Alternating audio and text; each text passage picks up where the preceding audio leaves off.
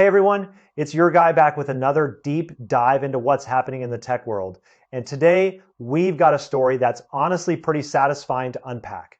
Apple went to ChangXin Memory Technologies trying to squeeze them on price and got absolutely shut down. Not only did they fail to talk the price down, but ChangXin turned around and announced a hike, quoting prices right in line with Samsung and SK Hynix. Their message basically take it or leave it. In the past, all Apple had to do was snap its fingers and suppliers would be falling all over themselves to win the business. So why is ChangXin suddenly this tough? Why did Apple's negotiation fail? Why did ChangXin have to raise prices?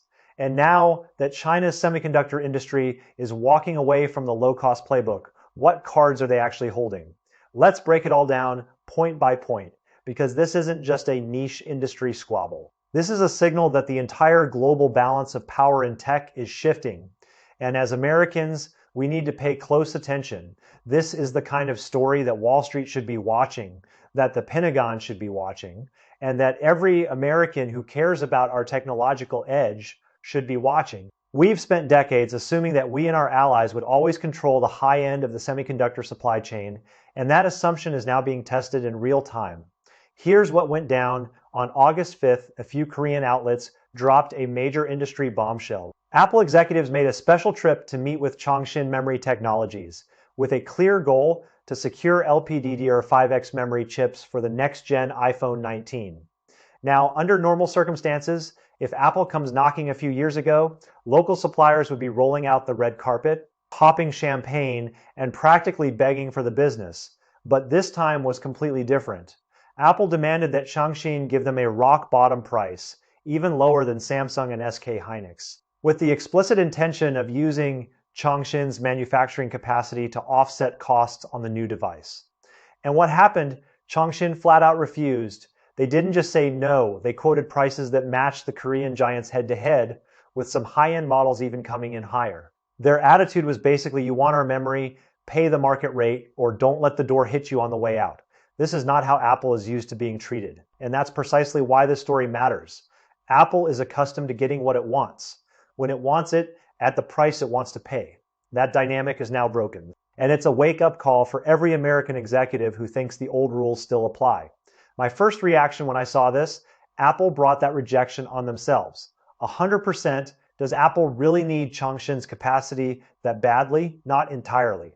And here's the cynical American business take. Their real game plan was to get ChangXin's lowball quote, then take it back to Samsung and Hynix and say, look how cheap the Chinese chips are, drop your prices or we walk. That's the classic American corporate negotiation tactic. Pit suppliers against each other, create a bidding war, and walk away with the lowest possible cost. In plain English, Apple never intended to build a long-term strategic partnership with ChangXin. They just wanted to use them as leverage, as a bargaining chip to squeeze their existing Korean suppliers. It's the same playbook they've used for decades. And frankly, it usually works, but ChangXin saw through that play from a mile away. They knew exactly what Apple was doing, and they weren't having any of it. They understood that if they played along, they'd be forever relegated to the role of the cheap backup supplier, never taken seriously, never commanding real respect. And frankly, they've got bigger fish to fry than being Apple's discount bin. So what gives ChangXin the guts to push back against one of the most powerful companies on the planet? Let's look at the hard numbers, because this is where the story gets really interesting from an American perspective. As of mid-2026, ChangXin's production yield for LPDDR mobile memory is sitting firmly above 90%. That's world-class tier 1 level, right up there with the best in the business. They're not some second-rate operation cranking out defective chips. They're producing at the same quality level as Samsung and SK Hynix. According to the latest industry reports, ChangXin's global market share has officially crossed the 10% mark, ranking 4th worldwide, right behind the 3 traditional giants. When you hold that kind of real technological capital, why on earth would you let yourself be used as a cheap bargaining chip? They're not some desperate startup looking for scraps. They're a major player with serious leverage, and they know it. They've invested billions in research and development. They've built world-class fabs, and they've recruited top engineers from around the globe. They didn't do all that just to be Apple's discount bin. From a strategic standpoint, they're building a long-term brand and a long-term position in the market, and that means not taking the first lowball offer that comes along, even if it's from Apple. Now let's talk about Apple's own pressure cooker, because this is where the pain really hits home for Cupertino. The industry has already run the math. Based on component quotes from Q3 of 2026, if Apple can't lock in a lower price for storage on the iPhone 19, their bill of materials faces a nearly 20% jump. Let that sink in, 20% on one of the most expensive components in the most important product Apple sells. If Apple absorbs that, their profit margins tank, and Wall Street hates shrinking margins more than just about anything. If they pass it to consumers, sales nosedive because people aren't going to pay $1,000+ for a phone that suddenly costs even more, especially with inflation already eating into household budgets. Tim Cook knows full well that Wall Street is looking at a market cap wipeout risk of over $260 billion. That's not a small number. That's wiping out companies like Boeing or IBM in one go. That's the kind of hit that gets CEOs fired and boards overthrown.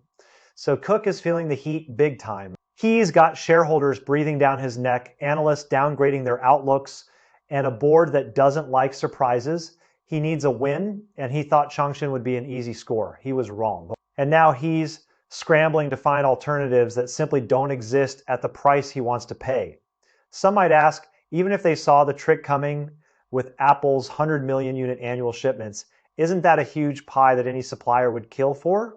Honestly, for the past decade, an Apple order was the golden ticket. Everyone wanted it, everyone fought for it, and many went bankrupt trying to keep it, but that era is over. And as an American observer, I think we need to recognize that the ground has fundamentally shifted.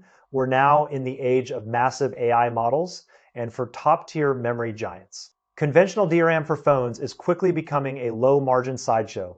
Samsung SK Hynix, and even our own Micron are aggressively shifting huge swaths of wafer capacity toward ultra-high margin HBM and enterprise SSDs to chase the AI boom. Take 2026 data. To guarantee deliveries of HBM3E and even next-gen HBM4, the big players are cutting conventional DRAM lines by 20 to 30%. They're literally mothballing production lines that used to make phone memory because the money is in AI. The result, phone memory supply is tightening fast. While AI compute giants like NVIDIA, Microsoft, and Google are waving blank checks for HBM, where top-tier margins are several times higher than standard phone memory. No matter how big Apple is, the profit from 100 million phones is starting to look dim next to the eye-watering profits coming from AI servers. The memory suppliers now have a clear stance. Their core fabs are dedicated to NVIDIA's latest architectures. Apple wants phone memory, pay the market rate, no discounts, no exceptions. That's supply and demand in full reversal. We're in a pure seller's market. And consumer electronics are no longer the only crown jewel. Compute centers are the new kings, and they're paying top dollar. This is a structural shift, not a temporary blip, and it's reshaping the entire industry in ways that Apple can't control. Have you noticed phones getting more expensive this year? It's not your imagination. Entering 2026, upstream storage costs have spiked so hard that major Chinese players like Oppo, Vivo, Xiaomi, and Honor are either tweaking prices upward or compromising on memory configurations. Everyone's hurting from storage costs has become the real tech industry mantra this year. So when the whole sector is raising prices across the board, for Apple to come in with that old, you need to discount for my order mentality is just completely out of touch. It's like showing up to a housing auction with a coupon. Nobody cares. And you're just going to embarrass yourself. The entire industry is moving in one direction, and Apple is trying to swim upstream. They're used to being the one who sets the terms, but in this market, they're just another buyer, and not even the most important one anymore. Now, why didn't ChangXin just follow the industry-wide hike? Why did they proactively raise prices to match and even exceed the Korean giants? This is where we see serious strategic vision from the Chinese tech giant. And as an American, I have to give them credit for playing the long game, even if I don't necessarily like what it means for our competitive position. ChangXin's move here is about much more than making a few extra bucks. It's about protecting the entire domestic tech industry's pricing system and defending the hard-earned brand premium they built over years of investment. Think about it. If ChangXin had caved and given Apple a discount just for the halo effect, what kind of chain reaction would that set off? Every other customer would demand the same deal, and the whole pricing structure would collapse. They'd be undercutting their own domestic partners who supported them from day one. They'd be signaling to the world that they're still just the cheap option, that they don't have the confidence to demand market rates. That would be a catastrophic strategic error, and it would take years to recover from. Plus, ChangXin's fundamentals are rock solid. Just last month, Capital markets saw ChangXin list on the star market, with first-day trading volume smashing a share records, pushing its market cap toward the 3 trillion yuan tier. That's roughly 420 billion US dollars. First half revenue surged over 600% year over year. Cash flow is healthy. Research and development is well funded. They don't need Apple's orders to survive or to boost their profile. Most importantly, domestic heavyweights like Huawei, Xiaomi, Tencent, and ByteDance have already locked up the vast majority of ChangXin's core capacity through long-term agreements, especially in 2026 with AI on device applications exploding. Demand from smartphone and EV makers for advanced memory has gone through the roof. ChangXin's production is booked solid into 2027. Put yourself in their shoes if ChangXin actually gave Apple a discount. What would Lei Zhen think, or Yu Changdong? The allies who stood by ChangXin during its early days, who took risks and placed huge orders when nobody else would, and are now getting higher prices than Apple, the last-minute bargain hunter. That would be a massive betrayal. That kind of move would destroy the trust foundation of the domestic supply chain and shatter the brand moat they fought so hard to build. They're not stupid, they know exactly what they're doing, and they're thinking 5 moves ahead. This is chess, not checkers. There's a saying in the industry. The Apple supply chain is both honey and poison. Most people only see the revenue bump after joining, but they miss the supplier horror stories that have played out again and again. Apple's signature move can be summed up in 4 words: extreme horse racing. They get you to invest heavily, take on all the risk, build massive factories, and perfect your technology. Then they open up standards to multiple competitors and squeeze your margins dry until you're barely breaking even. Let me give you some real cases that should make any supplier think twice before signing on the dotted line with Apple. First, GT Advanced. They blew $900 million building a plant in Arizona for Apple's Sapphire screen project, with Apple prepaying $500 million to seal the deal. Everyone thought it was a dream partnership. Within a year, Apple decided Sapphire was too costly and the yields weren't good enough, then pulled the plug unilaterally. GT Advanced went bankrupt, forced to auction off their furnaces to pay debts. That's $900 million down the drain, and Apple walked away without a scratch. They didn't just hurt GT Advanced. They destroyed an entire company, and hundreds of American workers lost their jobs in Arizona. Second, Taiwan's TPK, the touch panel maker, spent 6 years and 1.2 billion new Taiwan dollars developing full touchscreens. They finally got the tech up to spec, but Apple then forced them to license out their patents, brought in 5 competitors in just 1 year, and crushed TPK's profits overnight. Years of work by thousands of engineers turned into nothing more than bargaining chips. Third, Foxconn, when some iPhone models underperformed, Apple cut orders hard to avoid inventory risks, leaving 15 out of 60 full-speed production lines at Foxconn sitting idle. And now, in 2026, Apple keeps shifting low-end production to India and adjusting supply chains on a whim, forcing Foxconn to pivot aggressively toward AI server orders from NVIDIA just to hedge their risks. Doing business with Apple often means you pour in billions. Take on all the heavy asset risk, Apple reaps the profit, and at the first sign of trouble, they're out the door faster than anyone, leaving you holding the bag with empty factories and massive debt. This is the reality of being in the Apple supply chain, and ChangXin has clearly studied the history and decided they want no part of that game. Now, here's some fresh news from early August that really ties this all together and should concern every American watching. Right after news broke that Apple was trying to bring in ChangXin, executives at America's own Micron reportedly panicked and rushed to lobby relevant authorities here in Washington, citing maintaining the AI competitive window and national security to strongly oppose Apple's compromise with a Chinese memory maker. That reveals just how rattled the old guard American chip giants really are. They're not afraid of Apple getting low prices. They're afraid that Chinese chips, under crushing pressure from our own sanctions, have managed to carve out a path entirely through independent research and development. And here's the surreal part that I find absolutely mind-blowing as an American. On Cook's side, to lower component costs this summer, Apple's top brass have been making frequent rounds in Washington, trying to secure a so-called special procurement exemption for ChangXin. Just picture this, a $3 trillion American tech giant, the most valuable company in the world, desperate for stable, high-performance memory, is now lobbying the US government on behalf of a Chinese company that the US itself blacklisted. As an American, I find that absolutely insane. It's like a general begging the enemy for ammunition. What this tells us is that America's strategy of using small yard, high fence, and entity lists to starve China's semiconductor industry has completely backfired. They thought sanctions would trap China in low-end assembly forever. But instead, it forced the birth of a high-end manufacturing powerhouse that's not only independent but has taken double-digit market share in premium memory and holds absolute pricing power. That's not what Washington planned, and it's making a lot of people nervous, from the Pentagon to the Commerce Department. The sanctions didn't work.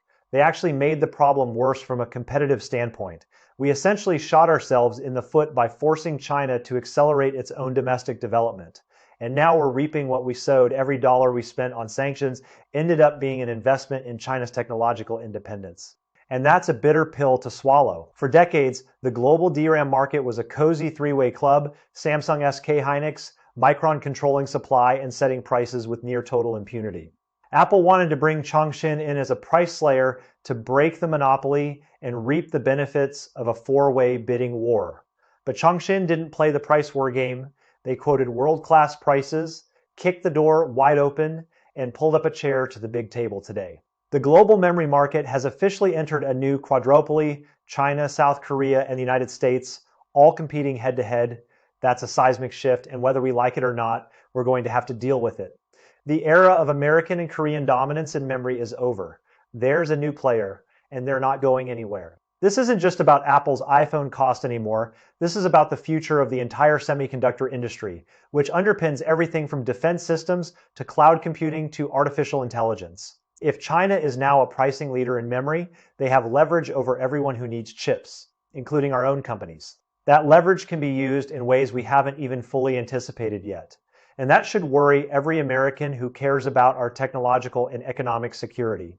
Think about the broader implications here. Memory chips are in everything: our phones, our laptops, our data centers, our military equipment, our satellites. If China controls a significant and growing share of that market, they have a say in how much we pay, how quickly we get supply, and ultimately how competitive our own industries can be. This isn't just a business story, it's a national security story. And the fact that Apple, our own flagship tech company, is now having to lobby Washington to buy from a Chinese blacklisted company tells you everything you need to know about how well our current strategy is working. It's not working. We need to rethink our approach because the old playbook is obsolete.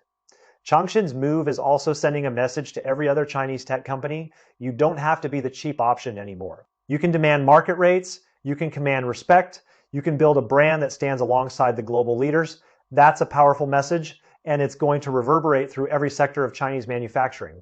We've been telling ourselves that China only competes on price, but that's no longer true. They're competing on quality, on technology, and on scale, and they're winning. So where does this leave us? It leaves us with a choice. We can either continue down the same path of sanctions and isolation, which has clearly backfired, or we can adapt to the new reality and find ways to compete that don't rely on keeping China out of the market. Because keeping them out is no longer an option. They're in, they're growing, and they're not going away. The sooner we accept that, the sooner we can figure out a strategy that actually works. That strategy might involve more investment in our own semiconductor manufacturing, more collaboration with allies, and a more nuanced approach to trade policy that acknowledges the complexity of the global supply chain. But whatever we do, we can't keep pretending that the old rules still apply. All right, that's it for today's episode. I'll catch you next time. Stay sharp, stay informed, and as always, think for yourself. This is the kind of story that doesn't get enough attention in the mainstream press, but it matters a lot. So do your own research, question everything, and never stop paying attention. See you next time.